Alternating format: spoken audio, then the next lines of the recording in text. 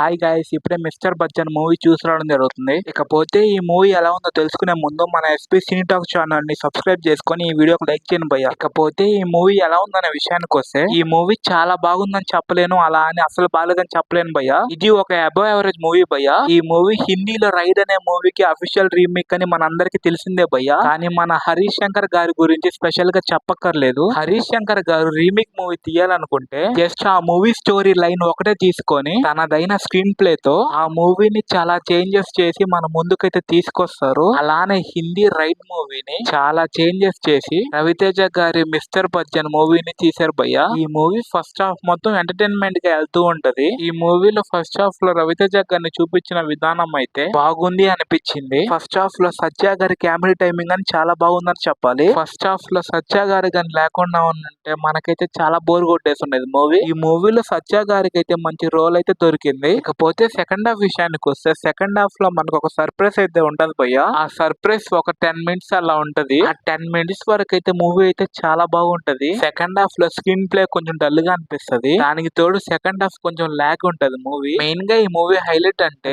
సత్య గారి camera timing and Raviteja గారి energetic performance and dialogues భయ్య. డైలాగ్స్ మాత్రం మామూలుగా లేవు మూవీలో. చాలా అంటే చాలా బాగున్నాయి ఈ మూవీలో డైలాగ్స్. ఇకపోతే సినిమాటోగ్రఫీ చాలా బాగుంది అండ్ ప్రొడక్షన్ వాల్యూ గా చాలా బాగుంది. ఇకపోతే బ్యాక్గ్రౌండ్ స్కోర్ అండ్ సాంగ్స్ విషయానికి వస్తే, బ్యాక్గ్రౌండ్ స్కోర్ మాత్రం చాలా బాగుంది అనిపించింది. అండ్ సాంగ్స్ కూడా జస్ట్ ఓకే అనిపించింది. ఇకపోతే ఓవరాల్ గా మూవీ అయితే అబవ్ యావరేజ్ అనిపించింది భయ్య.